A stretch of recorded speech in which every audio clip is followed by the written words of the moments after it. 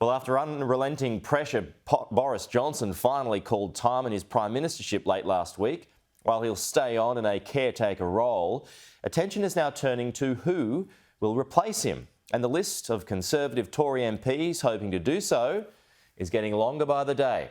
And reporter Ian Woods joins me live from London. Ian, good evening where you are. I guess this was expected. Will it end here, though? Are you expecting more and more people to put their hat in the rings? Yeah, the names have been coming thick and fast over the past 24 hours. Not quite with the same speed with which people were resigning from Boris Johnson's government earlier in the week, but even so, we're up to 8 already, and we could reach about a dozen by the time we get to Monday or Tuesday of next week. So that's an awful lot of candidates. Rishi Sunak, who was Chancellor of the Exchequer, the Finance Minister until Wednesday, was the person who put out a pretty glossy video, which has obviously been prepared for some time, long before he decided he was going to leave Boris Johnson's government and try to bring it down. So he's in the ring. You can see some of the others there, Sajid Javid. There are people that, like Suella Braverman, who are barely heard of by the rest of the country, but it's not the rest of the country that have a vote in all of this because it's just Conservative Party members. They, according to opinion polls, were hoping that Ben Wallace, the current Defence Secretary, would fancy the job, but he decided not to throw his hat in the ring after all. But there are plenty of candidates, and it's really a wide open field, though perhaps Rishi Sunak has probably got the edge at the moment. Yeah, I mean, I did raise an eyebrow this morning, Ian, about the new Chancellor. He, of course, was a supporter of Boris Johnson, and then he told him that he couldn't support him in the dying days of Boris Johnson's prime ministership. Now he's one to put his hat in the ring.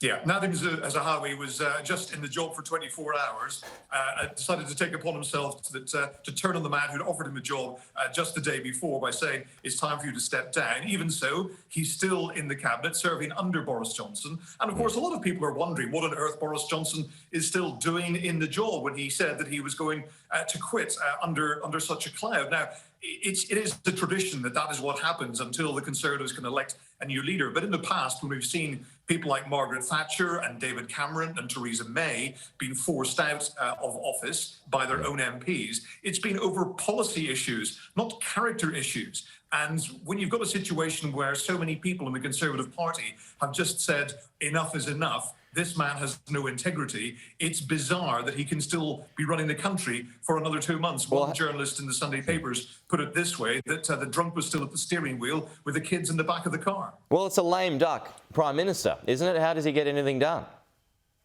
Well, I mean, he has said that he's not going to introduce any major policy shifts, but there's been some pretty controversial policies that are already in the pipework, which he's going to be putting through, such as sending refugees to Rwanda and throwing out the Northern Ireland Protocol. So there's still an awful lot of controversial days ahead, even if he's not going to come up with any other bright ideas. What do you think his legacy is, Ian?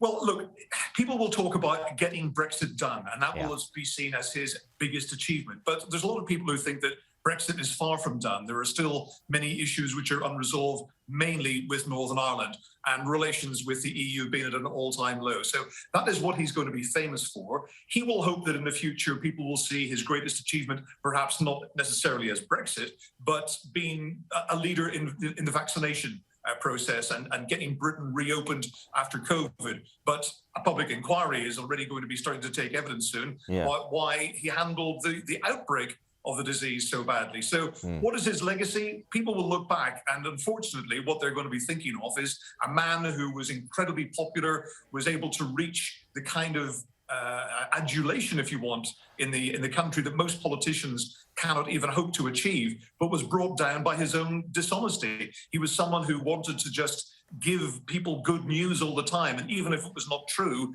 he would simply say it anyway, and eventually that was his undoing. Okay.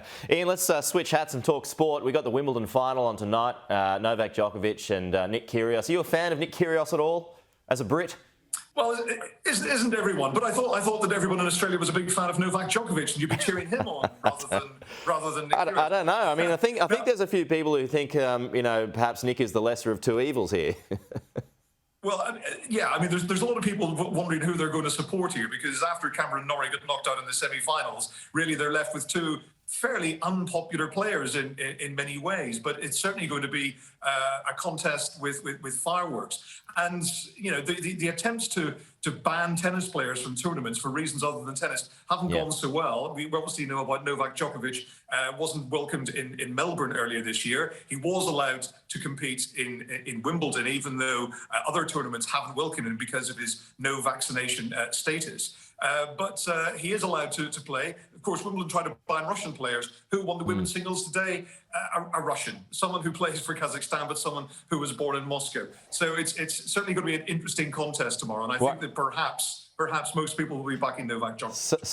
So how do you think the Royals up in the box there will look upon Nick Kyrgios's antics if he starts to get hot under the collar? Well, this is a man who's already been fined twice during the tournament for various outbursts. Is he going to be so controversial in the final in front of the Royal box? Well, Nick Kyrgios, he's not going to be able to keep his mouth shut, is he? I mean, what's interesting, actually, is he was talking a couple of days ago at the Wimbledon press conference about how he was one of the few players who supported Novak Djokovic in his attempts to play at the Australian Open back in January. And as a result of that, they've become friends to the point where he's even talking about a kind of a bromance between them, which makes you shudder to think, really. Oh, it's interesting. Well, look, I'm an Australian with Serbian heritage, but I will, of course, be supporting on Nick Kyrgios tonight. Hopefully he can do it, but we'll have to wait and see. Ian Woods, always a pleasure to talk to you. Thanks for your time. Cheers, Pete.